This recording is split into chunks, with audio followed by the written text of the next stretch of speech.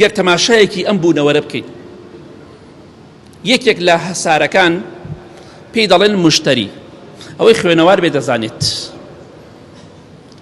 مشتری، ئەم مشتریە چەندێک گەورەیە؟ 1200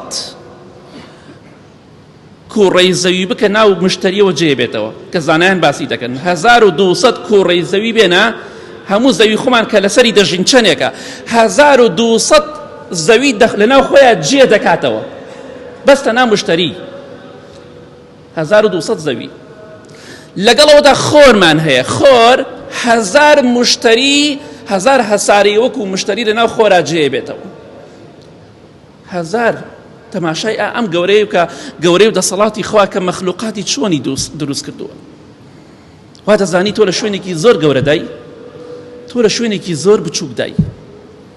لەگەڵەوەدا خوای پەروەردگار ئەم هەموو بوونەوەرە گەورەی دروست کردووە کە هەزارەها ئەستێرە و هەسارەی گەورە هەیە کە ئەڵێن لە خۆریش گەورەتر هەیە، ئەستێرە هەیە لە خۆر گەورەترە، بەڵام ئێمە لەوانەیە هێشتا پێمان پێی نەگەشت بێتین.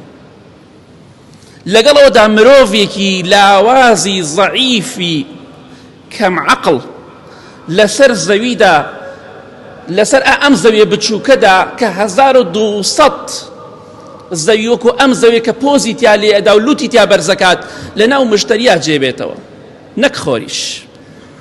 بەڵام تەماشا دەکەی مرۆڤێکی لاواز بێدەسەڵات بێتوانە دەڵێ شەریعەتی ئەو خالقەی کە ئەم بوونەوەرەی دروست کردووە بە کەڵکی ئێمە نایە، بۆ ئێمە نابێ، بۆیە دەبێ قانونێک دابنین، قانونێکی وەضعی دانراوە ئەمڕۆ، یعنی قانونی خوا بە کەڵک نایە.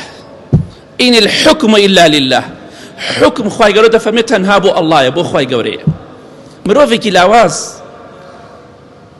ضعیف بێدەسەڵات دەڵێ ئەم شریعەتەی خوا، ئەم قورئان و حەدیث و دینی ئیسلامە بە کەڵک ئێمە نایە، بۆ ئەم هەسارە بچووکەی ئێمە نابێت. قوتیل الئینسان ما ئەکفەرە، خوای گەورە دەفەرمێ ئەی بە کوشت بچی مرۆڤ، لەناو بچی ئەی مرۆڤ بۆ ئەوەندە سپڵە و بێوەفای. ئاخە تۆ چیت لە چاوبوونەوەردا حتا ئەوەندە لە خۆت بایی بی؟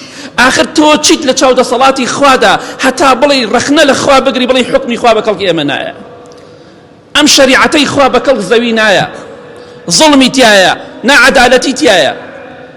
نەخێر دەڵێن ڕاستت نەکرد، ئەو قانونەی کە مرۆڤ دایناوە پڕە لە زوڵم و نەعەدالەتی، ئەوەی خوا دایناوە هەمووی عەدالەتی و ڕاستگۆیی و حەق و ڕاستیە.